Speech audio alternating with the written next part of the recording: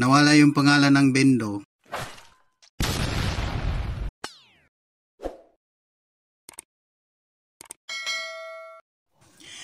Guys, welcome again sa aking channel. May panibago tayong video po ngayon guys.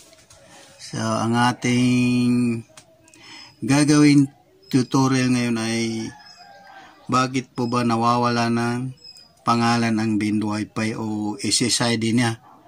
Ano po ba ang dahilan? Or paano maayos kung sakali nawala ang pangalan niya. Kadalasan kasi ito nangyayari guys, pero hindi naman lahat ay hindi pare-pareho ang dahilan kung bakit nawala ang pangalan. Dalawang dahilan yun. So ito po guys ang antenna natin. Kasi yung mga SSID para po doon sa hindi pa nakakaalam guys, yung pangalan po ng Wi-Fi natin o Bendo ay dito po siya nakalagay sa ating antena. So, ibig sabihin, kapag pangalan ang nagka-problema sa Wi-Fi natin, dito muna natin siya i-check sa ating antena. Itong access point niya o AP. So, ito po siya guys.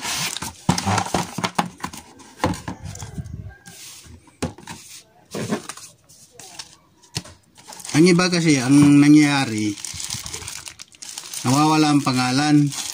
Pero, wala naman siya problema na ganun ka laki guys. Kasi ang iba, nagre-reset yung itong antena natin. Pag nag-reset yan siya, mawawala yung pangalan na nilagay natin. Halimbawa, yung apelido nyo ang nakalagay, ginamit niyo sa pangalan niya, or pangalan ng anak niyo. So kapag nawala yung pangalan ng Bendo, ito lang po ang titingnan niyo. Kung may panibagong, halimbawa, depende kasi sa kung anong brand ang IP niyo o antena ganito. Kung ganito ang antena niyo guys, TP-Link, tingnan niyo doon sa cellphone niyo. Tingnan niyo yung mga pangalan ng Wi-Fi. Kung may nakita kayong TP-Link doon, try niyo yun siya, click. Baka yun siya. Kasi pag nag-reset ito siya, babalik siya sa kanyang default name na TP-Link. Then kapag Compass naman, ang brand ng antena niyo, babalik din siya sa Compass po. Pero hindi ko na-try sa Compass kung magkusa siyang reset. Pero dito sa TP-Link, madalas yan nangyayari. May nangyayaring ganun. Hindi ko rin alam kung bakit. Pero ang solution lang doon, ibalik niyo lang yung pangalan. Yung video po, ilalagay ko sa description ng video natin kung paano papalitan ng pangalan ang ating antena. Paano ibalik ang pangalan ng Wi-Fi niyo sakali nawala.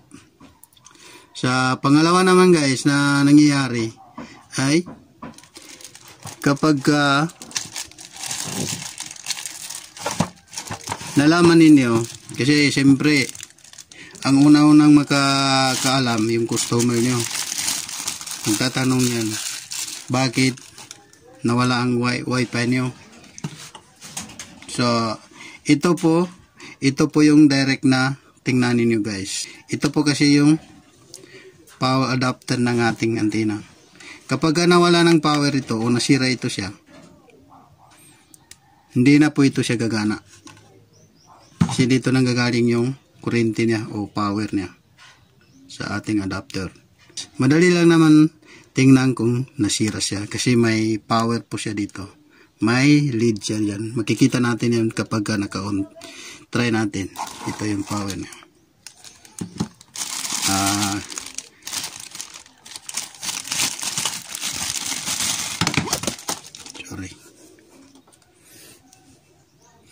Try po natin siya guys, pailaw.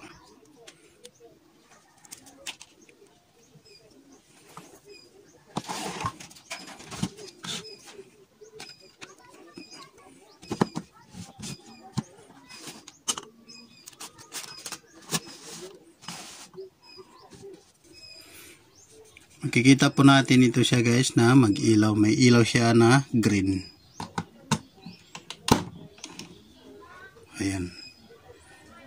Ilaw na po siya. Ayan o.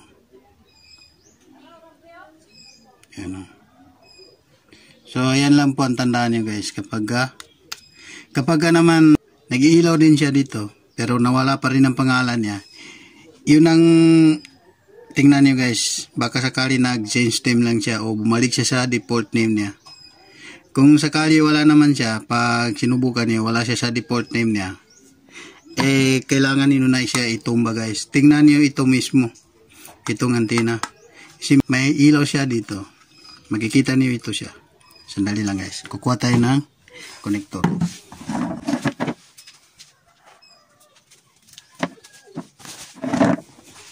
Ito po ang wire natin.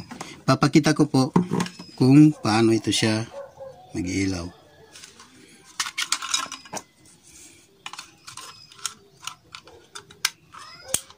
Ayan.